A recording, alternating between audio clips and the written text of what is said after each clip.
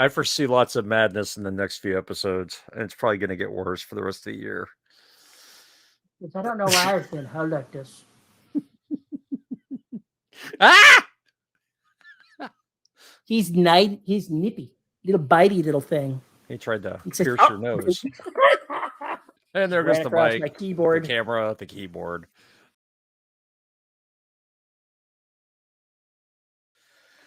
Well, I finished writing Oceania on Wednesday. So you actually got to the island? Yeah. I'm not sure if I believe you. Doesn't matter if you believe me or not. I got it done. I think even you would like the ending. I know it's impossible to believe that, but I think it's the most disgusting ending I've ever written. Well, that's what your audience is looking for, so it doesn't matter what I think. Thoroughly hate myself for this ending. Thoroughly Why do you hate myself. yourself? Because it's going to break my normal ending, my reputation. It's going to ruin my rep. Which rep is that? If you have to ask, I'm not going to say. Anyway, so the first draft heaved in at 100,465 or some shit like that, and God only knows what it is now. I haven't looked at it, but it's probably more like 99 something, or 98 something. After I got done cutting some of the stuff that I wrote, but I wrote 6,100 words that day when I finished it. So I basically nipped and bit at it all day until it just the last couple of chapters just flowed out really fast, which was nice. But that one's done. I have 5 more chapters to record for my patrons, and then I'm done with the serial, so to speak. Finally. Finally. Not too bad considering I was writing that and I was writing Station 3 at the same time, so I don't feel too bad about that. I did okay. But now I don't know what to write next. What does your wallet tell you to write next? See, there's the problem. The wallet tells me that if to grow the Patreon, I need to get on the Black Extinction and start getting it out as quickly as possible. But I can't make money off of that except for via Patreon and the membership services because it can't be published. For a long time, it can't be published.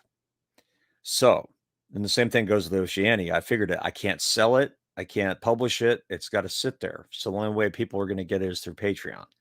So do I start Extinction now and get 35,000 words ahead before the serial part of Oceania ends for the $2 patrons, or do I work on another book that I can actually sell? Right. So do I work on something I can actually publish this year that's completely unrelated to the Black or Derelict? Do I write another type of Station 3 book? There's a book I really want to write. I can't figure out how to write it as usual. Maybe I found my way in today. We'll see.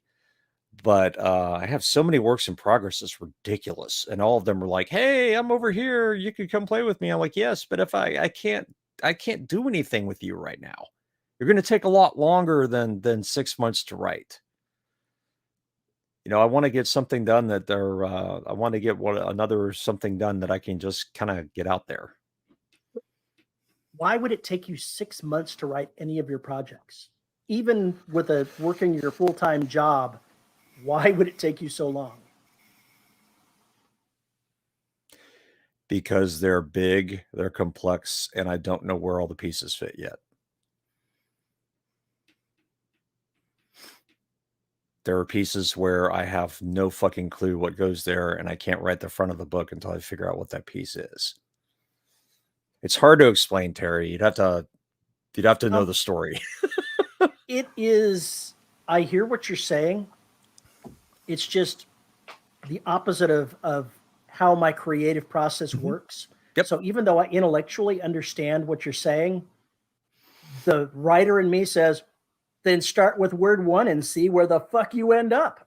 And that's why I have so many false starts and so many fucking things. See, I never have any false starts. I know, you're weird. Do you know why I never have any false starts? Because I commit. Whatever I've written, it is what happened. I may tweak it a little bit during the editing phase, but I don't go back and wholesale change things. Whatever story I'm telling, once it's happened, and I need to go ahead and finish it out. And then I go back and I massage things to make it look like I actually knew what I was doing when I was writing. I read that somewhere on the internet. I think that was oh God. I forget which author that is that said that. His advice on writing is you just write everything out and then you go back and you make it look like you knew what you were doing the entire time. I believe that was Gaiman that said that. It was Neil Gaiman. That's who it was. But it's very true of me, and it's always been true of me. I just write whatever story I want to write, and I have yet to write one that I am gravely disappointed in.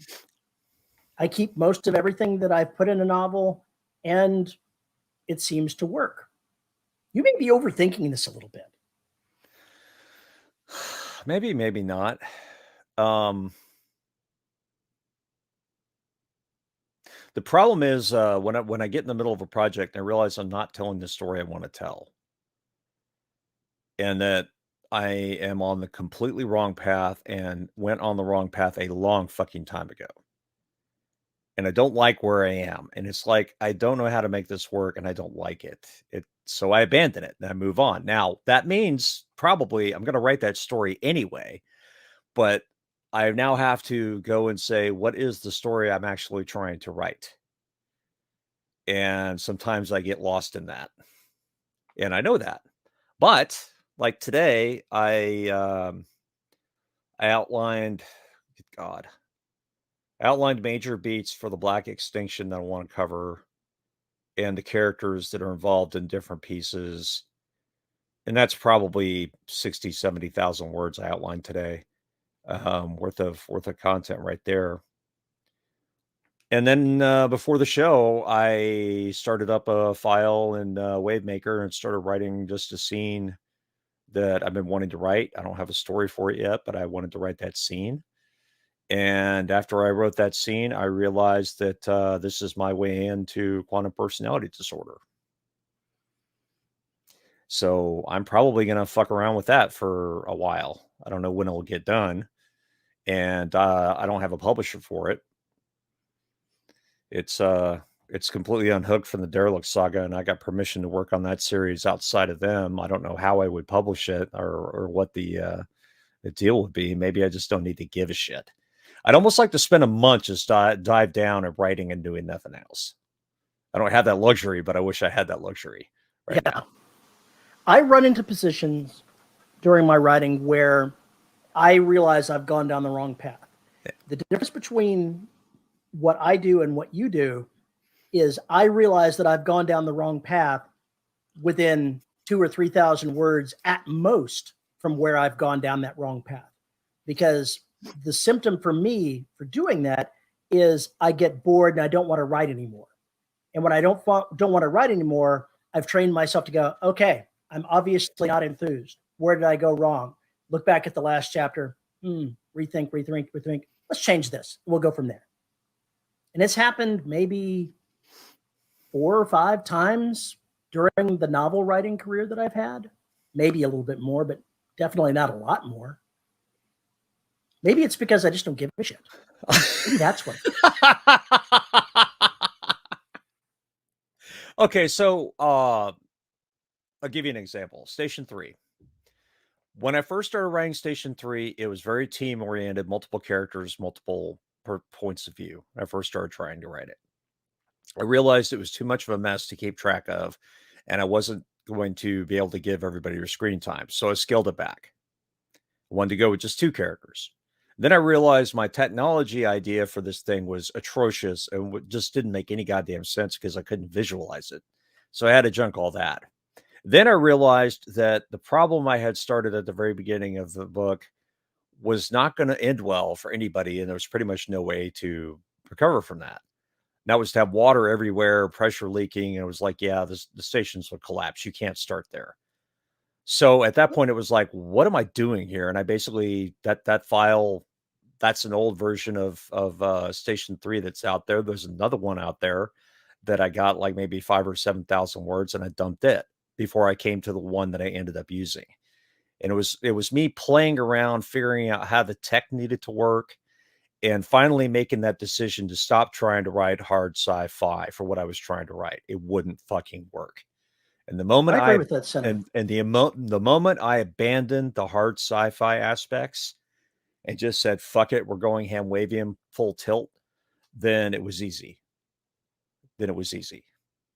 Jazz hands for writers. Yeah, exactly. So, there's stuff that I try to do scientifically accurate, hard sci-fi wise, and derelict, like, how gravity works and how they do this, that, and the other, and blah, blah, blah. But then there's a lot of ham wavium, a shit ton, because you I have to have it. discovered over the years that I've been writing that I've put myself in the same position you're talking about, where I've put my characters into what amounts to an impossible situation.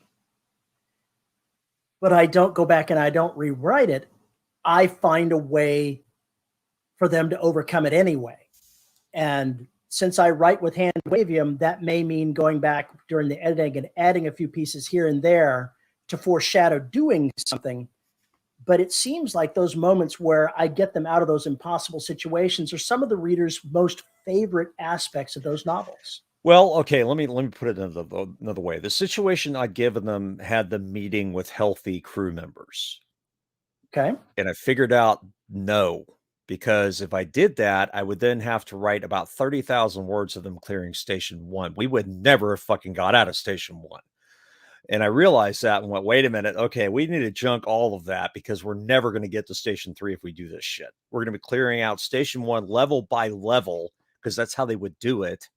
So we're going to have all this boring shit and we're not going to find the interesting stuff until we get to Station 2. Let's get to fucking Station 2. I'll tell you how I would handle that Oh, situation. dear God. Chapter 3. After they finish clearing Station 1, So that's exactly how I would have done it. So I had already written those pieces, and I didn't like the way it worked. I didn't, and I was still fucking around with the tech. Some of that stuff. I got to interrupt. Did you, when you were writing this, did you feel off during the parts that you ended up discarding? How did you feel? I felt off. You should have stopped right there. You should have said, "This does not feel right. This doesn't feel right. Why doesn't it not feel right?" Here's let me explain to you how I develop software.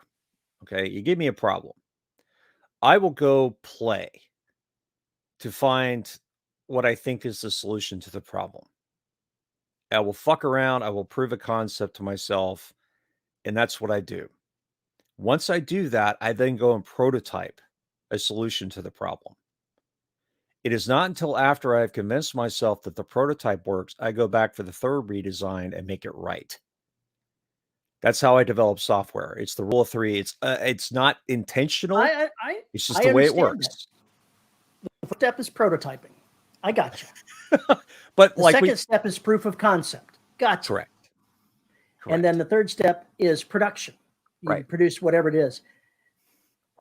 That may be how your mind works, but you need to look at the initial proof of concept there and go, I'm really not feeling this proof of concept. You need to try to open yourself to the feeling of, if I'm not feeling good, maybe I need to reassess if I'm really addressing the right problem here. And that's why I stopped writing. But what I was trying to say was all that stuff that I had in those earlier drafts gave me ideas, and I ripped off some scenes from them. So none of it was wasted, so to speak. It was me trying to find the right everything. And the only way I could do that was by actually doing it and seeing what worked and what didn't. And that's how I proved to myself that I cannot write this hard sci-fi. It's just not going to work. There's no way. There's no fucking way. There's no shame in not being able to write hard sci-fi. I could try to write hard sci-fi. I feel so much shame. I could try to write hard sci-fi, but I would fail. I would not do a great job. Even though I'm a very scientific person, I really like reading hard science articles. I am quite aware that the vast majority of readers go, boring. Well, the other problem is it's like, okay, like in the case of Station 3. All right, an accident happens. Okay, if they don't have faster than light travel and just can't blip over there in like 3 days to a faraway destination, so what? You'll never get there in time. It's over. It'll take years for you to get there. You have to kind of decide, all right, well, that means that we either have to have these folks right around the corner, which wouldn't make sense for the story in any event, or we're going to have to basically say they have some way to get there fast. We're not going to explain it. We don't even deal with it. It's not important. We just know that the ship jumps in through some magical hand waving bullshit and is there. And it got there within, 2 or 3 days of when the alarm went out. And they engaged the squint drive, and the universe blinked. Yeah, Suddenly they appeared where they wanted to be. Whatever. It doesn't matter. The bottom line is it's jazz hands. It's jazz hands, and it's immaterial. There's nothing in this story that gives a shit about it. So why would you possibly worry about it? Well, guess what? That's not hard sci-fi. You've already broken all the fucking rules right there. No time dilation, no one of this other stuff that you're counting on. It doesn't make any sense. So you just drop it. I ran into that situation during my writing today, of all things. I'm outlining in my head, trying to get the last 5 chapters of this book where I want them to be, to up the tension for the characters, because what I had outlined, I'm like, I'm not feeling it. I'm not feeling the heat here. There's not enough pressure. They have too much control over the outcome. I need to shake the box up and get that snow globe swirling. And so I came up with an idea to throw a new party into the mix that I've been hinting at. And I said, but then there's the problem of these people came using their 10 times faster than light speed hyperdrive.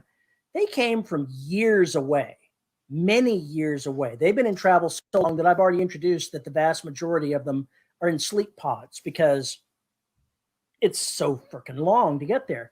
And I said, oh, I can introduce these other people. Then I'm like, well, they came from that other area of space too. So how the hell are they doing? What the hell are they doing here? Why are they here?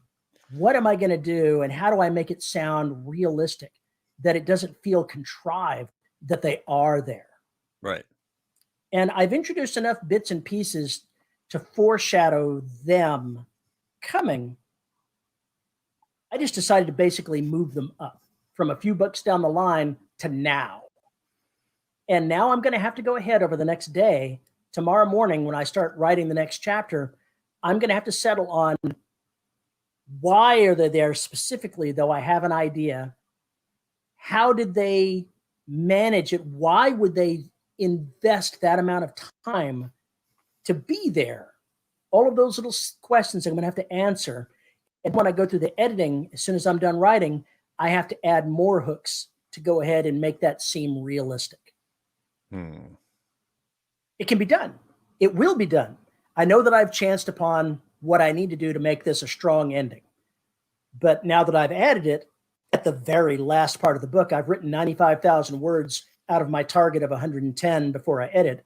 So yeah, I've got a few things that I need to tweak on the way through to make it seem like I knew what the hell I was doing when I told the story in the first place. Gotcha.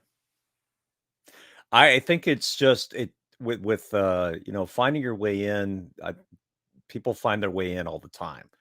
People make blocks for themselves. My block with Station 3 was hard sci-fi. Once I tossed that and decided to make it more game oriented, then everything worked fine. It's everybody has a different metaphor for how they're writing.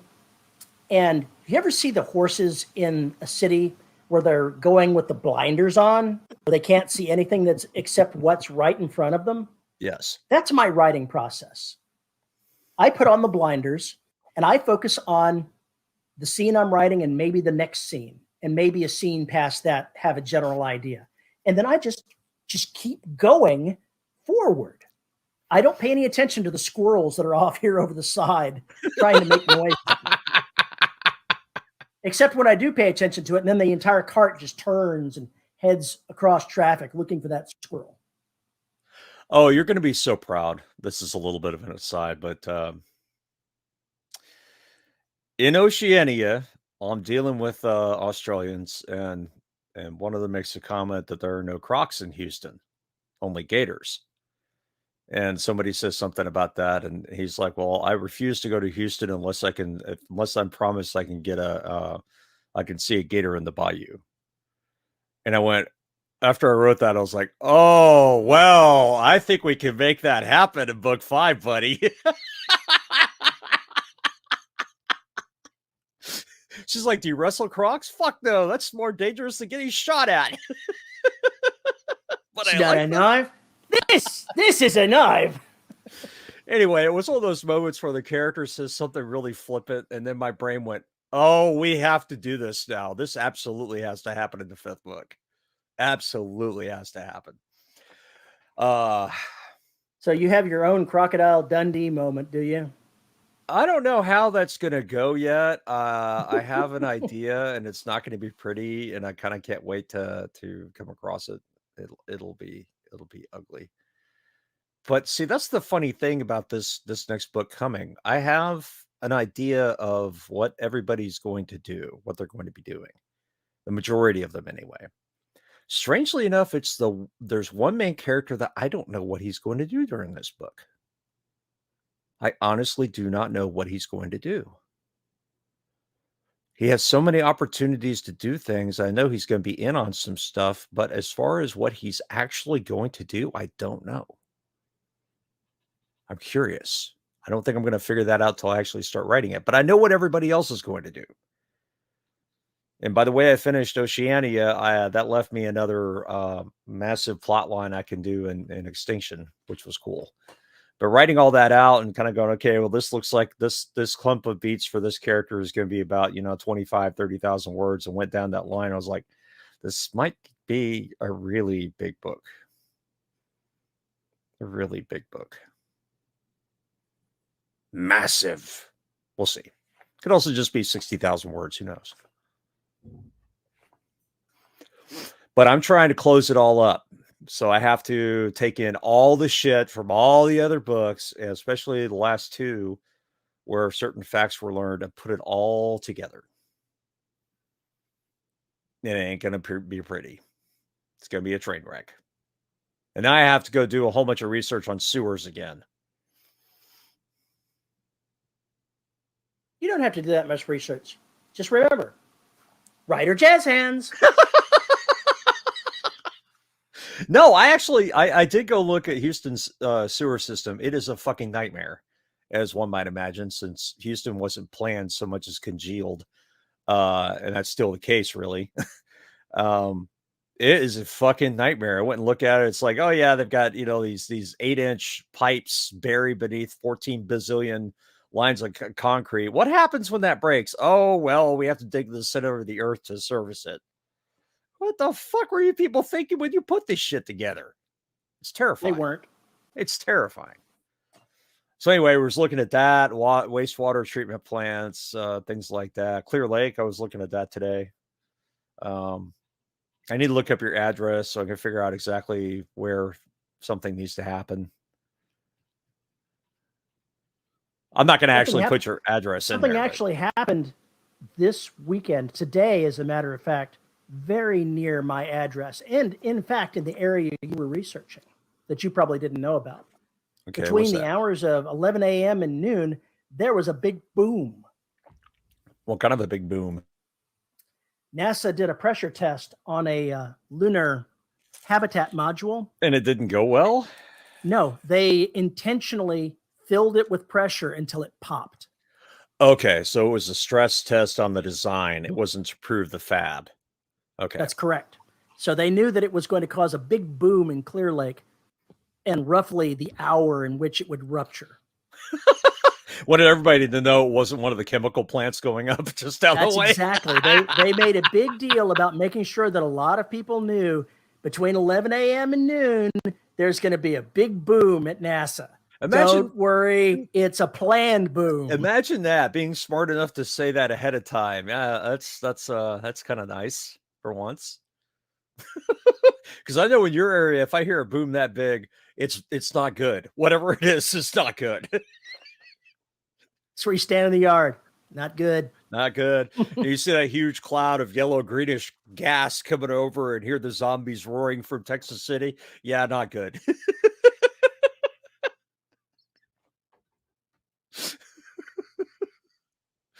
Oh God, the image that came into my mind. Oh, Roughnecks versus zombies. Oh, it's good. My head is just filled with absolute crazy now. Anyway, I don't know what I'm writing next. I don't know what I'm writing next. So I guess we're going to find out because I'm going to fuck around with things this week and figure that out. I hope, maybe, perhaps. I'm just excited, man. I got Oceania done. I'm excited. I'll be excited when I can finish this damn book and get it done.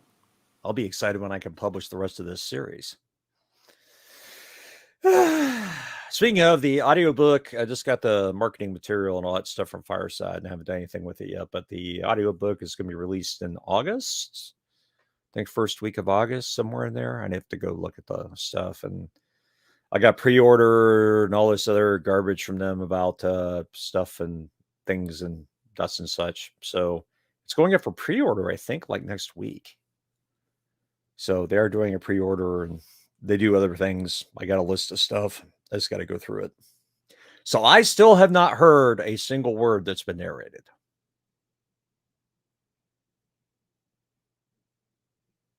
Well, you know, you're going to find out after the fact that they got Pee Wee Herman to do the narration. You know what? I have no problem with Paul Rubens narrating my book so long as he's not narrating as Pee Wee Herman. The black is going to eat us. I know I am, but who are you? The black's coming to eat him. He starts doing the big shoe dance. Yeah, that's the black joins him in the big shoe dance. That might be entertaining, briefly. I think I told you about that when Sade came on my playlist, and suddenly M2, my head was dancing rather sexily on doing a striptease on a pole, and then it got worse from there. You know, you need to get out more. Obviously, you know, there's a little bit of repressed something going on there. Oh, it was bad. I was laughing my ass off. It was one of those times where my imagination got a zinger on me. It was good. And sick and wrong. So in the Discord, one of our patrons, or not one of our patrons, but one of our people on Discord, I think it was Drew Bernardi. It's true, yeah. Had a comment that ties in fairly well with what we're already discussing, where he basically said he cliffhangered himself and now he has no idea where to go next with the story. So have you ever cliffhangered yourself and then been at a loss of what to do next? Yes. I have not, because I will cliffhanger myself not knowing where I'm going, and then maybe have to brainstorm a little bit, but I will find a way out of that box. I don't paint myself into corners that I can't get out of. Now, I may get paint all over my ass getting out of that corner, but I can get out of that corner. I wouldn't say I've ever painted myself into a corner necessarily. I have painted myself into a magical wall where I had to find the key combo to get through it. Where I had to sit there and pick the lock. That has happened. Where there's a door that I'm against and I don't know how to get into it. Exactly. And that's why the Derelict Saga was done is a saga. It was done in installments for that very reason, because if I'm honest, between book 1 and book 2, I had to take a break to figure out how to do book 2. Between book 2 and book 3, I definitely had to figure out. And book 3 to book 4 was a fucking nightmare because my head had to turn through all the different things I'd set up and how and what I could wrap up. And it caused a lot of angst in my skull and really kept me from being productive for quite a long time.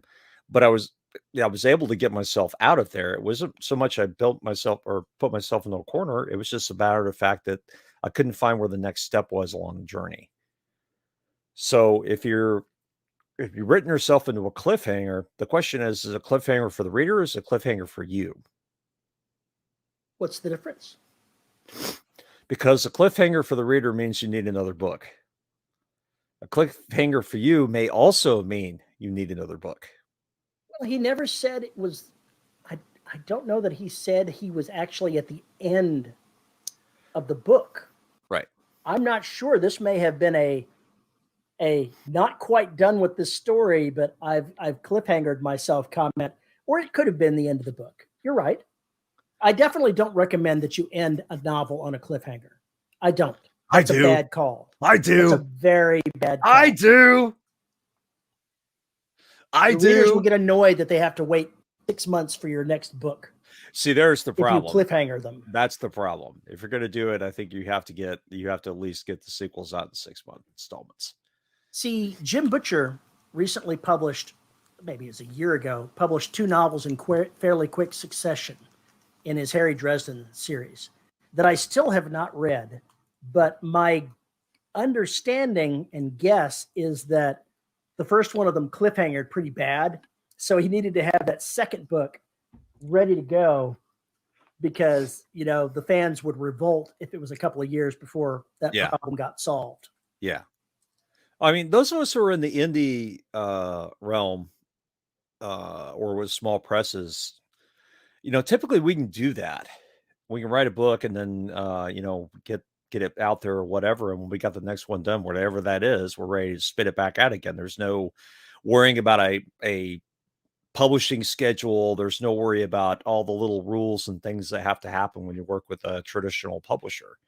It's a very different universe because if I want to write that book, it's got a cliffhanger. Well, that's great. It's not going to come out for another year and a half. But if you write the sequel now, we still won't be able to get on the docket, for publishing for 3 years. What? So that's a different life cycle of books. It's a very different life cycle of how to sell the books, how to write the stories. And it all depends on who the author is and what the story is as to whether or not they can get away with it. There is an author that I follow. It's actually a pair of authors, but they just posted on Facebook that just finished writing book X in this series. And they're like, oh, when's it going to be published? End of 2023.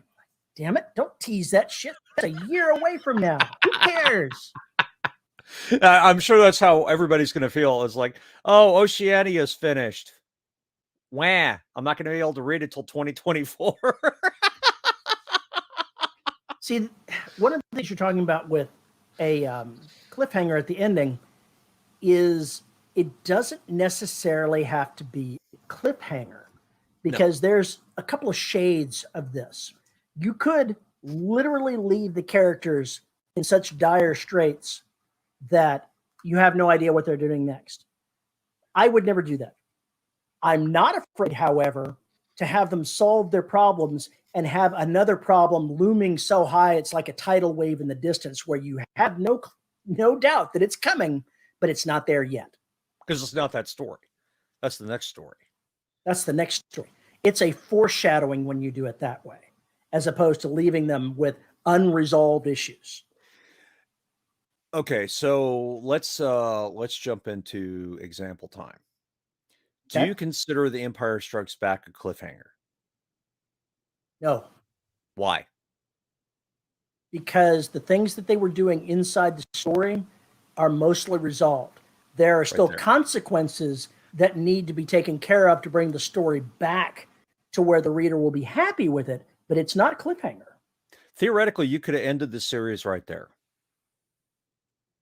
Theoretically, you could have. It's because everything that can be resolved has been resolved in that finite amount of time. If you're to look at the whole arc and say, well, we didn't write anything but this piece, it stands on its own as a story. The story is not abruptly terminated. Right. It wraps up. You may not like the way it wraps. Yeah, you may not like the fact that Han Solo went exit stage left. Oops, spoiler alert. If you're coming up against that kind of, if you're calling that a cliffhanger, that's not a cliffhanger. It's like you said, it's just, we're done. Destruction ends with how it ends and they're done until they wake up for the next leg. But destruction basically ties up all the major threads in the first 3 books. A cliffhanger is like a two-part television show Yeah. where you've got one episode and then a second episode that finishes telling that same story. The story is not done at the end of episode one. You've got to wait till that second episode comes out to resolve the remaining things that were brought up during that episode. That's a cliffhanger. Right. When you deliberately end it to where the story is not finished. Have you ever read a novel that did end on a cliffhanger? I have. I was not a fan of any of them. I would say in many ways, Stephen King fucked us with The Wastelands when he got to the end of it, because he literally left it on a cliffhanger. They're rocketing on this train that's trying to kill them. It's difficult to explain, but we left them there. In the middle of that, the book ended. Mm-hmm. And there have been some with my Kindle. I'm like pressing the button. What do you mean this is over? Where's the next page? Where's the next page? No, Wastelands was like done. Wastelands is like a 950-page book. Okay, so it's like I get it. And he was like, "Look, I ran out of steam. I don't know what the next piece is, so I'm just going to stop here until I figure out what that is." And I got problem with Stephen King in some ways. He obviously has earned his reputation. He's obviously got what it takes to be a writer, but he occasionally, and by occasionally I mean often, has diarrhea of the mouth. He cannot stop telling the story when he needs to go ahead and trim it back a bit.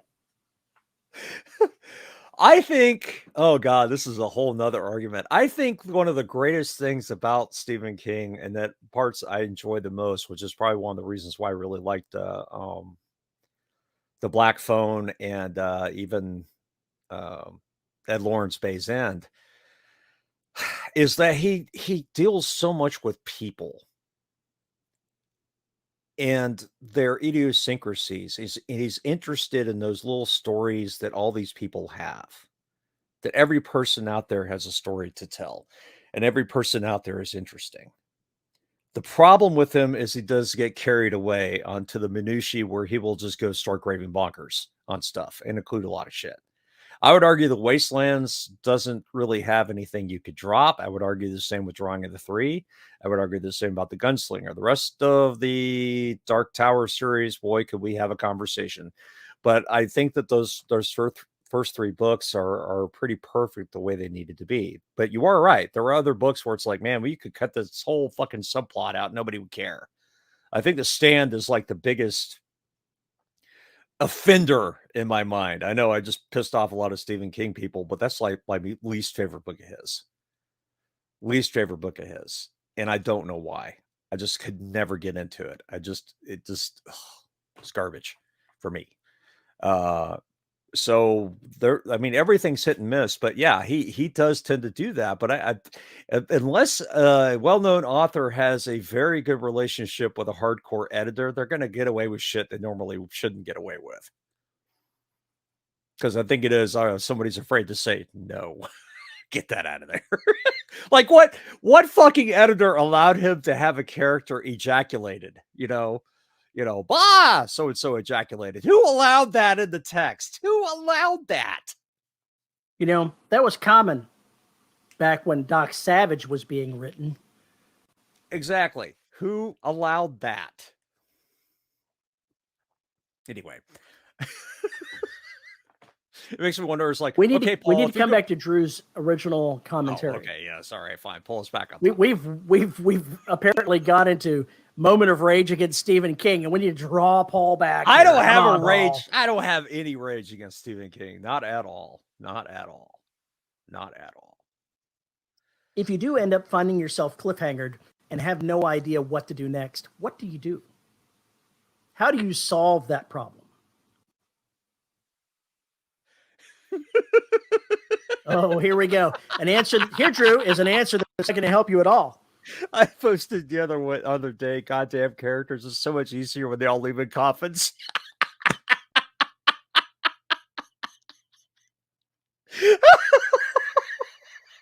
See, Drew? No help at all. See, Drew? Just kill them all. Problem solved.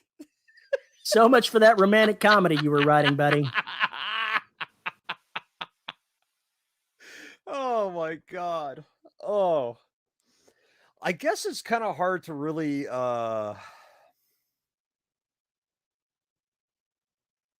there are so many ways I'd have to ask this. I mean, is it the climax that you don't know how to finish the climax or how to get them to survive the climax? You know, it's kind of like I guess I It, don't have enough context for this it specific. sounds like what he wrote, it was one of those things where he thinks he's cut off every avenue that the characters could possibly use to recover. That's what it sounds like. Bullshit. Poor planning. There's always a new way to recover. I sent my dad, this is relevant, about 8,000 words of Oceania for him to check and make sure I wasn't completely off my rocker. And I was talking to him last Sunday, and he's like, I think what you wrote was fine. I said, you have no idea how hard I had to work to keep these characters alive. I had to spend like 45 minutes of research to make sure that I could keep this character alive. Because I had put them in such a fucked up situation. It was like, yeah, there's an easy way out of this, but would it just absolutely wreck you? And I finally figured out how to make it not wreck him. But at the same time, it's one of those deals where, yeah, we're getting right up to the edge of believability here. We're riding just the edge of it. But I was stuck because I did not want this character to die. And every possible way had them dying. I could not figure out how to keep them alive. And So how that did was you end up keeping them alive? I'm not going to say. Okay. Not even in general. Not even in general. I'm simply going to say that I had them do something that was a little counterintuitive. And I also had to change when they noticed something. So I had to go back and rewrite part of the chapter. You tweaked things Yeah. to give them an avenue out. Correct. Okay. Correct. That's a valid answer. It was only after I went and researched and went, is this even fucking possible? Yes, it is. So I did it. Now, this is not any help for Drew's question, but when you were talking, it reminded me of the opposite problem. You know, you've written out this long, convoluted way, you know, that you've put the character in all kinds of grief, but they've overcome it through doing whatever they had to do to get there. And then somebody reads it and goes, oh, back here in chapter 3, why didn't you do this one thing and it would have fixed the entire thing? And then you're like, oh shit, how do I fix it so that that's not even possible?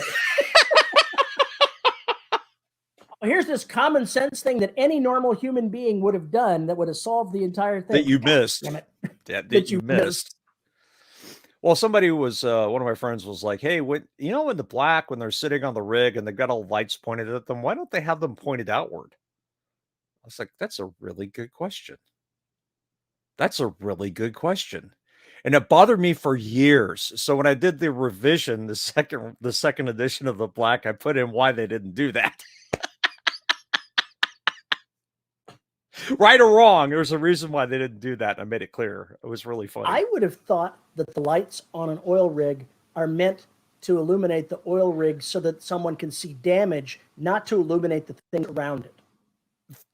I'm not even sure that they could aim away from it. This is a situation where they had halogen work lamps pointed at the people so that the Black couldn't get in the ring to where the people were. So they were protected with light. Okay. So if you pointed them the other way, then it would create a larger barrier around. However, it would not stop something from coming in through the top because they would be completely in the dark and vulnerable in the middle if the lights were pointed out the other way. You know, they've got more than one set of lights. They could have done both. Read the book. Read the book. That's all I'm going to say. Anyway, that was one of those. Flare. That was one of those deals. We'd go back to the thing with the flare going off and them staring at each other. I was so happy when I was able to put in the well, fuck you too scene from the thing in Oceania. I was so happy. I had planned it 2 scenes ahead. I had it exactly in my skull how it was going to happen. And I got there and I giggled the entire time I was writing it. And then I went and watched the thing. you too. It throws dynamite right in its mouth. I love it. Anyway, that was one of my favorite things. Like how many John Carpenter The Thing references can I put in these books? As many as I damn well please, and as many as I damn well want. Stuff that thing full of so many John Carpenter references that they sue you because you like stole the entire movie.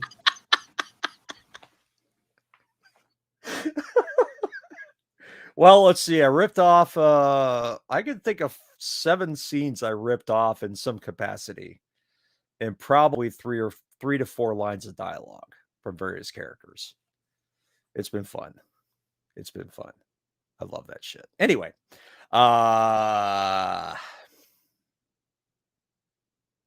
there's always a way out. There's always a way out.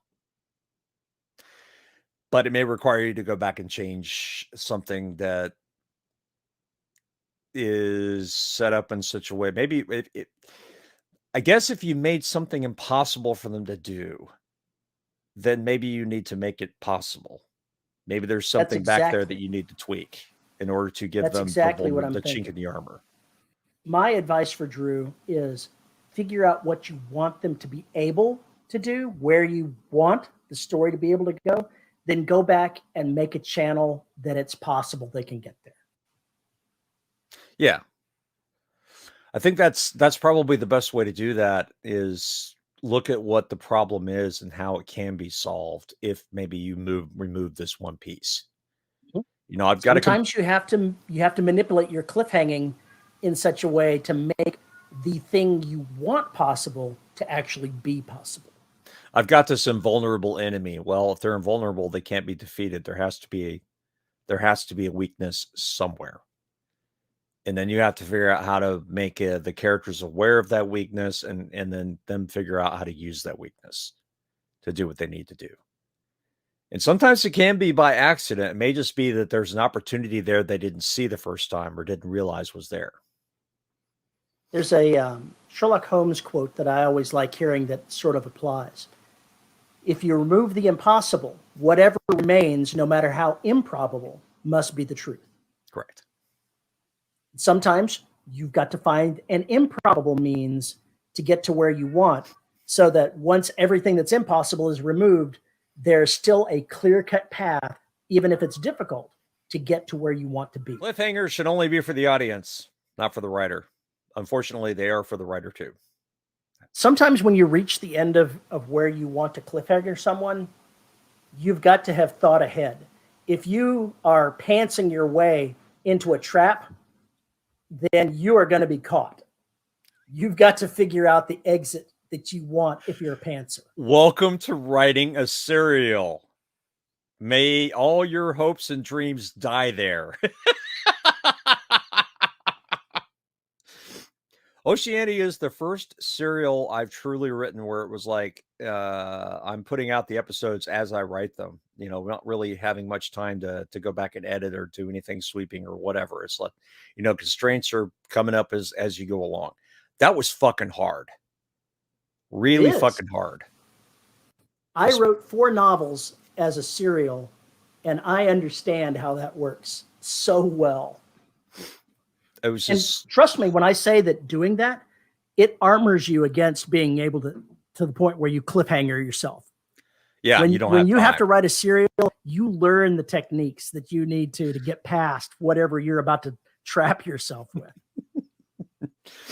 Well, I could do that with Oceania because it really isn't all that complex of a plot. It's just not that complex of a plot. It's not that complex of a book. It doesn't need to be. It's an action thriller kind of, you know, it's a black book. Okay, it's a book with them too. It's got an oil monster. What do you want? It's not going to be all that complex. Extinction is going to be very complex because of all the moving pieces and how things need to happen. So I have to plan further ahead with that than I would with something like a Station 3 or an Oceania because of there's so many different plot points that have to come together. So obviously, your oil monster needs to be attacked by your trash monster. I still have not written. That's another book I have not really found my way into. Every time I try, it falls apart. Every time I try. And I really want to write that book. I really do want to write that book. Just haven't figured out Drew, how. our best advice to you is you can do it. If you need to, go ahead and write the next scene after you've cliffhangered them where you want them to be. Then go back and go, now how do I get to that point? That's our advice to you. Yeah, there's the other thing. If you know where they're supposed to get, then it's just a matter of maneuvering them through there. If you What I don't don't know, recommend you do is write the next scene starting off with, gosh, I can't believe how we got out of that, and then not explain it. that's such a Venture Brothers thing to do. There's an entire episode, I can't even remember what it's called. It's so fucked up. It's like the characters are cloning themselves and they're in different timelines and they all know each other in different timelines and new ones keep popping up, new versions of this, that, and the other, and all this weird shit. And it's all like, oh, it's just normal, you know. It just, you're sitting there and you're just like, what in the fuck is going on the entire time? You get to the end of the episode and you still don't know. And then the very next episode acts like that never happened. It was just one of these. Okay. Here's the perfect answer for you then. The very next scene you write after cliffhangering them is them getting out of a van, a commercial van in whatever city you're in, and thanking the people that gave them a lift, a ride. And the side of the van says Venture Brothers. That's it. Oh, yeah, they'll do it. They'll do it. Or Scooby-Doo. What a nice group of people and their dog. But man, was that guy a stoner. Anybody else get a contact high for those doggy biscuits? It's almost like that dog could talk. It was weird. It's really creepy, man. One girl kept dropping her glasses. She couldn't find anything. There's a Venture Brothers Scooby-Doo crossover episode, which you have got to find. It is almost as funny as the Johnny Quest crossover episode. Almost as funny, but man, is it fucking brutal. It's just so brutal. Like Scooby talks with this German accent and he's constantly spouting Nietzsche. And Shaggy's like all paranoid. I mean, like beyond paranoid. And Fred is like this abusive, misogynist piece of shit. And Velma, of course, is a lesbian, duh. And Daphne is you know, kind of like a final girl from a slasher movie. It is all fucked up. It is just incredibly disturbing. And nobody can hear Scooby except Shaggy, the Shaggy knockoff. So they think he's insane, which he kind of is. Anyway, it's beautiful. You can go find that episode. It will just kill you. It's so goddamn funny. Oh, I just love that shit. Anyway, yeah. If you can imagine where the characters need to be or how the story ends, what that denouement looks like, then I think you can find a way through. Where there's a will, there is a way. All stories have an ending. You just have to find it. All stories have an ending. You just may not like it. It may also be because you've outlined too detailed. It also may be because the outlines. I'm guessing that his problem is not too detailed of an outline. I think it's so much lack of an outline. You wandered into a cul-de-sac, I think is what has happened. That's what I'm guessing. I don't know. Another thing to do, I guess, is to write it. To write that scene or whatever it is, and maybe you'll find a way through it. I mean, I all this practice that I do with these scenes that I throw away and everything else, sometimes it's just me working out a problem. And other times you can go where other writers are and go, here's what I've done. What the fuck do I do next? What the fuck do I do next? It's like when I was finishing trying to find the ending for Mimes, and I looked at Carrie and I was like, I can't figure out how this story ends. And she looks at me and she goes, duh, he turns into a mime. It's a Paul Cooley story. And I went, why didn't I think of that? And then, of course, that's the way I wrote the ending of the story. And it ends beautifully. It's perfect for that story. It's wonderful.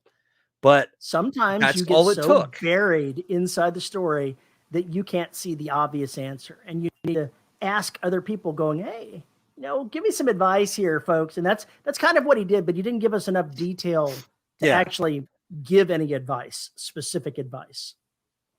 And every once in a while I'll drag out, a problem in the context of the book, but I'll put it into a different metaphor or a different situation so that I don't have to drag the novel context around. So it sounds more like talking about, a scene from a play or a TV or anything else. Just put it in a simple stick man, stick person, kind of deal.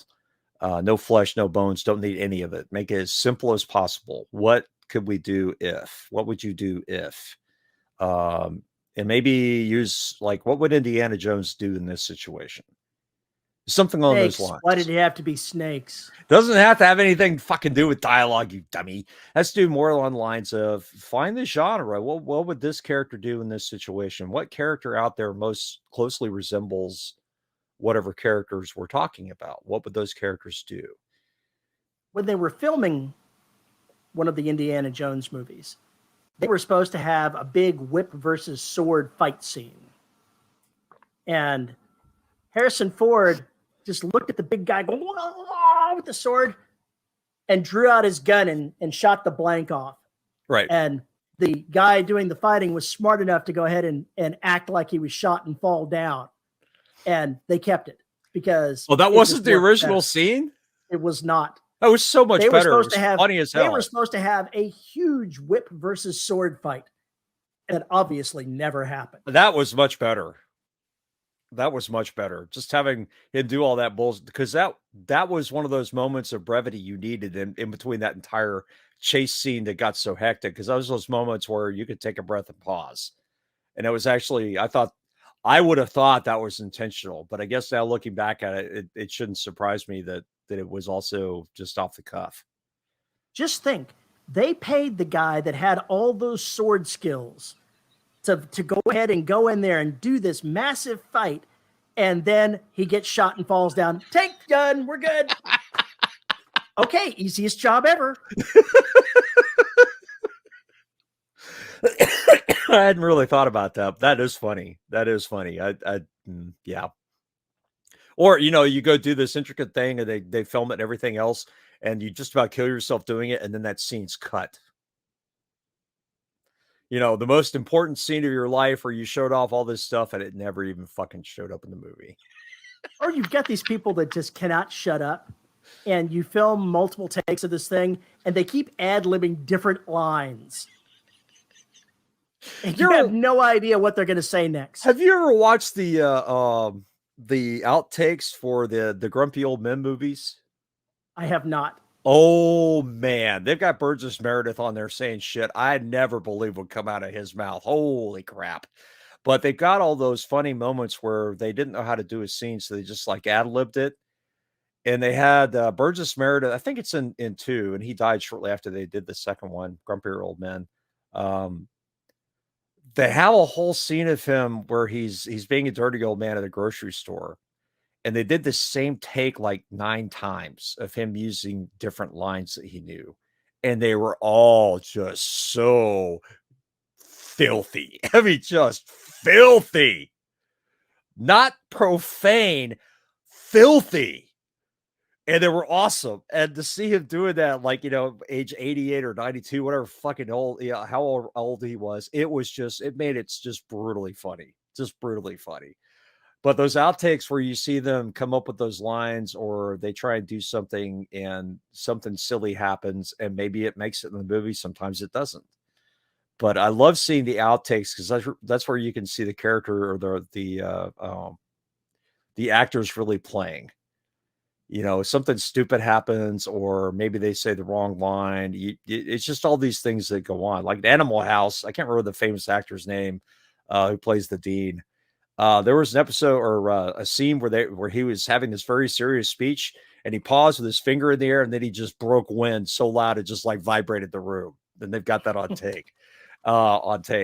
Didn't make it in the movie, obviously, but they got that on tape. It's just one of those things where these are like real people. They got real shit going on, and it's basically it's Deadpool.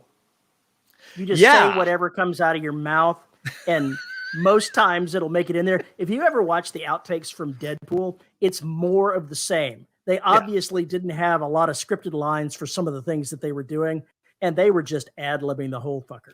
Why would you? It's Ryan Reynolds. He is that character. That is him. It's the guy that was in the bar that was with him, the one that says, your face looks like, a fire that was on fire or something. whatever it is he and then got said. set on fire after it was on fire. Yeah, there was just all kinds of shit like that where they were just talking shit back and forth, back and forth, back and forth. And they obviously sat there and just kept shooting things at each other until they found something that they liked. Ad lib. Have the character do something kind of off the wall. Excuse me. Sometimes they'll do great things that are off the wall. I love those moments. Those moments of serendipity are my favorite. There was in the first, I guess it was the first Guardians of the Galaxy movie, maybe the second. I'm not sure. The one where they had the Power Stone that they were going to give to the Collector, and I think it was the first one. It probably was the first one. And he's got it in a little ball, and he's like pulls it out of his pouch and then drops it. The actor accidentally dropped it. He wasn't supposed to drop it, but he dropped it when he pulled it out and then grabbed it and picked it back up. And they're like, "Oh, that's priceless. We're keeping that shit right there." Oh yeah, you gotta. Because you've got the thing that could destroy the fucking universe, and what do? You drop it. Perfect. Yeah, it's kind of like the Avalanche with the Stanley Cup. I think I dropped it like 4 or 5 times now.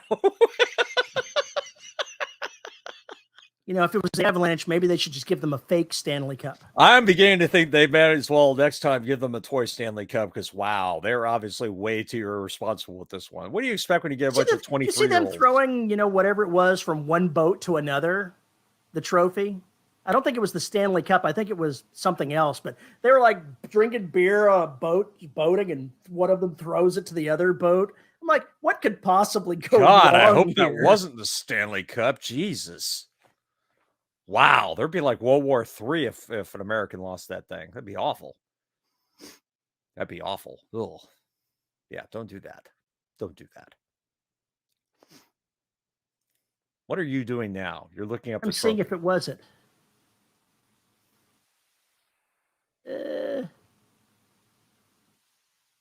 I think that it was. I think it was at a boat parade that they tossed the Stanley Cup from one thing to another, from one boat to another. Oh, God.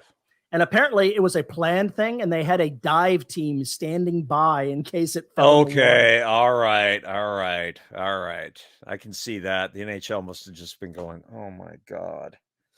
Tradition sucks. Why do we let these assholes do it? When's the first asshole going to say, hey, I want to put it on the SpaceX and send it up? No! Where's the Stanley Cup? I put it in Elon Musk Tesla on the SpaceX. Hopefully they're not going to be dumb enough to let somebody do that, but you never know. It could happen. It could happen. It's possible. I guess. I don't know. Oh, God, Terry. Oh.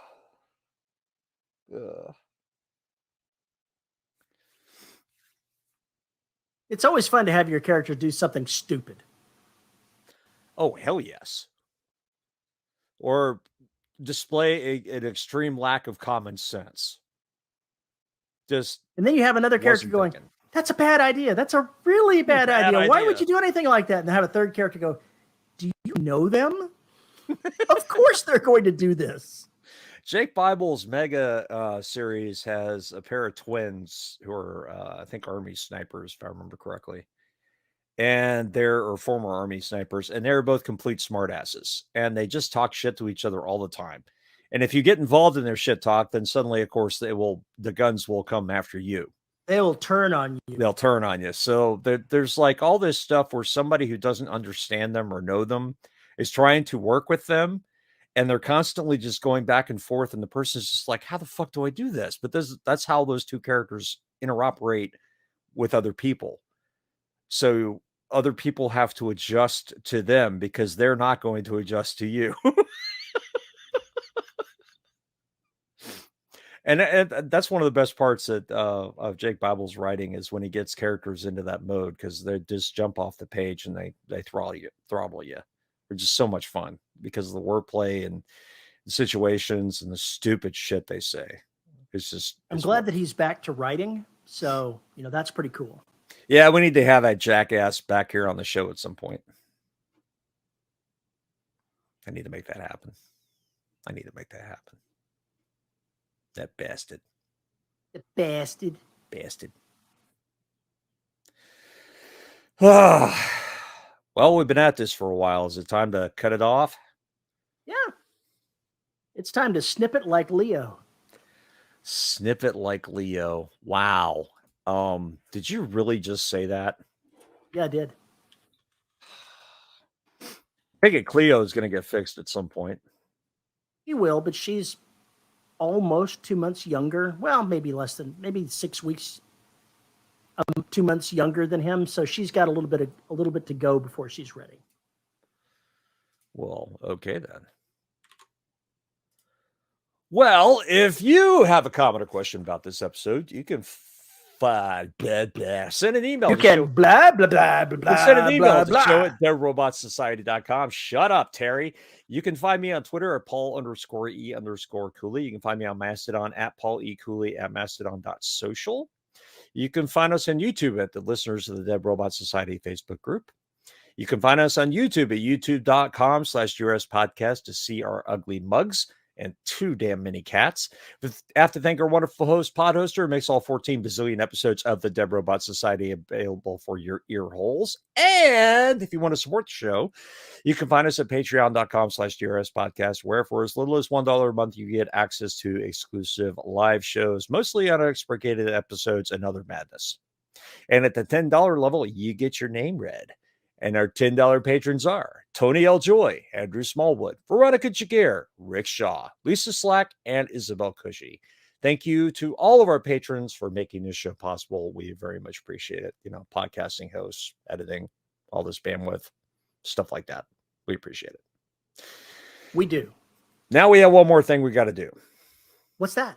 We have to make our weekly admission that we are junkies. And specifically, we are caffeine junkies. And we get all of our caffeine from corpsecoffee.com. Visit corpsecoffee.com. Check out their collection of boutique teas, wonderful coffees, and their wonderful weird web comic. Tell them DRS sent you.